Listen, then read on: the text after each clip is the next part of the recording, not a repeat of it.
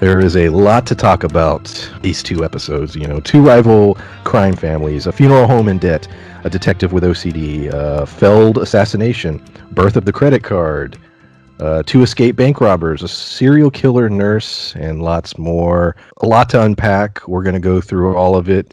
Just gut reactions. You guys watched the first two episodes as I did. How are you feeling about Fargo season 4? Pretty good. Having never seen a single season of Fargo. So, like, this is my first one, and I mean, if this is what the rest are like, I'm gonna have to go back and watch season 1 through 3. Like you said, I think the most unbelievable thing, and as you mentioned yourself, we've looked it up and found out was the before each episode, the based on true events. The names have been changed, and I think halfway through episode 1, it's so crazy. I just had to stop it and go and look to see if it was actually based on true events, because I'm like, there's no way this happened and wasn't in a history book. I put like 1950s gangs, Kansas City. I put all kinds of shit. I was looking for anything to hint to maybe who they're talking about, anything. And then they kept saying the showrunner, like that Noah Hawley. So I was like, well, who the fuck is that? I was like, is that who they're supposed to be about? And I looked it up, and it's this like dorky white dude with glasses. I was like, it's definitely not who this real life story is about. So it took me a few minutes to figure out it's not about anybody particularly.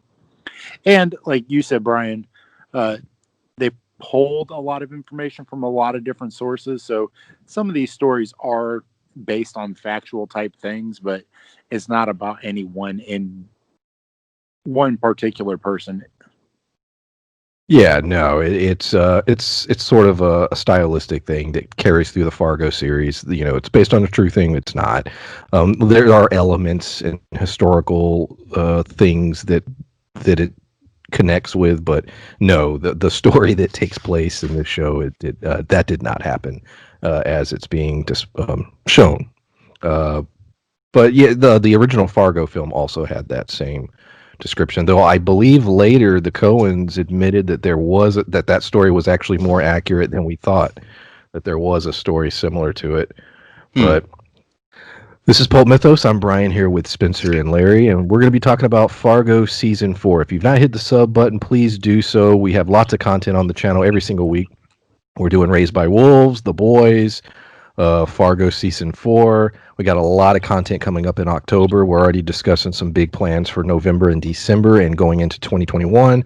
So please hit that sub button so you'll be notified of when stuff goes up. Hit the bell. Leave a comment if you enjoyed the conversation, or you have something that we missed or you disagree with. Let us know in the comments. We try to answer any questions or get involved in the conversations. I know Spencer does. I will on occasion. And yeah, here we go. I will never talk to you. That's true. Larry's busy. Typically, if it's a direct question, Spencer, usually he'll hit it up. But I try to. And if I don't, usually by the weekend, I'll have a chance to read and respond. So yeah, we were looking for new content. Raised by Wolves is wrapping up this week, and looking for new shows to talk about, to review. And I saw the trailer for this a couple weeks back, and I love this kind of stuff. I'm a big Coen Brothers fan, and I love Miller's Crossing, which I want to say this show has a very Miller's Crossing vibe to it. But I also love things like The Sopranos, Peaky Blinders, and this trailer just sort of was like, yeah, that's sort of this, but with that Coen style that Noah Hawley replicates very well. So I asked the guys to check out the trailer, see if they were digging it, and Larry and Spencer both were like, yeah, we're in, let's do this. So here we are. Let's see. It's hard to. I have my notes, and I'm trying to decide whether I should rearrange it at all. But I'm just going to go straight through them as they are. We're introduced to a character, Ethelrida, up front, and she's sort of, the prologue to this thing is like 15-20 minutes, sort of her writing a school paper and getting a glimpse of what her life is. It takes place in 1950 in Kansas City, Missouri, and she is the daughter of Thurman. Of what? Thurman. and Oh, the Debril. severance. Debril. And they run a funeral home. She has a white father and African American mother. The girl, there's a whole backstory about just her being treated really horribly in school. That stuff was starting to bother me a little bit, especially when she kept getting sent to the principal.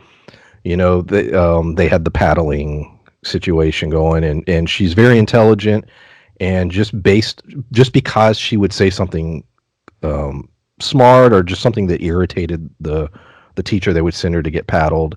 Uh, yeah, what y'all think about that?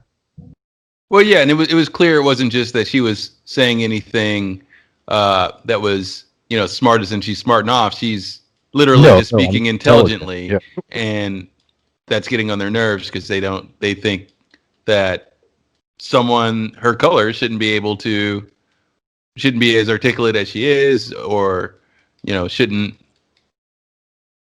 speak up the way she's speaking up. It was clear she was getting punished for being herself, and it was like you said, it started to get it was a little rough seeing her, just that her daily life was consistent and constant punishment because she refused to pretend to be less intelligent than she is, or like she's incapable of answering these questions, or expressing herself in the way that she does. And even later, the relationship with her parents is sort of negative. Um, there's a lot going on in that family, and specifically her mother doesn't really want her involved, and so they're sort of butting heads, and there's clearly a division going on. And the family is, I'll go ahead and run through all that. They're in debt. They've basically taken out a loan with high interest from one of the gangs, the Cannon Gang, which is led by Chris Rock. And then on top of that, her mother's sister is a bank robber who just broke out of prison and is staying with them. So a lot going on with them. I think all the school stuff. I think part of it too is not just the race part. I think that contributed to it, but teachers in that time frame, like nowadays, if you question authority at all, they they don't necessarily let it slide, but they're not going to send you to the principal to get whooped. Back then, it was almost like an authoritarian dictatorship. Like those teachers were in charge. So if you thought that you knew more than them, or if you were able to solve a problem that they maybe weren't able to solve, which clearly she's smart enough to do so, it would piss them off because it would embarrass them. So I think she is so smart that she is making these teachers look dumb, and that's part of the reason that she's doing it. And good for her to be proud enough to, like you said, Larry, not dumb herself down to make them feel better about themselves. And that's a good point. That's true. I didn't even think about that as well, because we still have situations nowadays where kids get in trouble for that kind of thing, where you bruise a teacher's feelings by answering a question more thoroughly than they did, or touching on a point they didn't, or even proving them wrong. Larry's going to want to get personal here. I I would say, yeah, you're laughing because you're talking yeah, no, personal. exactly. Me and Larry, we've known each other a very long time, including school, and yeah. I think also when you were talking about her family being negative, I think that a little bit of it has to do with the mom trying to protect her. I think the dad's just kind of just goes with the flow. He's just like, whatever. He just seems to not give a shit, which clearly he should give a little bit more of a shit. Mom seems to be running the show. Debril or Debrel, I don't know how to say her name. It's Dibrell, but however you say her name. But I think some of it is like when she was speaking to her daughter, and dad said something to the effect of, she doesn't know what you're saying. And she said, she does know what I'm saying. And if she doesn't, she better be able to, get what I'm trying to say by my tone. So I think that she speaks to her as though she's an adult and that she is very smart. And I think that the mother is the reason that she probably is as smart as she is, but she's trying to protect her from all the shit that her mother has got them into. Well, yeah, that's a good point, because anytime we see her mother, she seems to be playing her cards very close. She's playing very close to the cuff with everybody she deals with, and she's careful about what she says out loud. And even when it seems like her dad might crack on something, because you notice too, that's who she looks at when she's trying to get answers. When she can't get answers out of mom, she looks at dad, or she waits till, or when she wanted an answer to her question, she waited till her mother wasn't around because she knows her mom's, you know, not going to play around, and her mom's smarter than that. I think, like you said, her intelligence probably comes from her mom, and also her dad probably, her dad probably, just sees it. He's not it's not that he's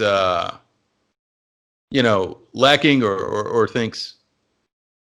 What I'm trying to say is, I think her dad kind of sees doesn't really understand how hard life is for her in a way, because when she asked the questions like what's going to happen to me when I'm older, what's my life going to be like, and he's like, oh, we'll just figure something out, because that's not a question he has to have in life. As we see, even in a mixed race marriage like he is, he gets to handle the front of the funeral home, and his wife handles the back of the funeral home where the colored folks come in. And honestly, at that time and period, that couldn't even have existed as one funeral home.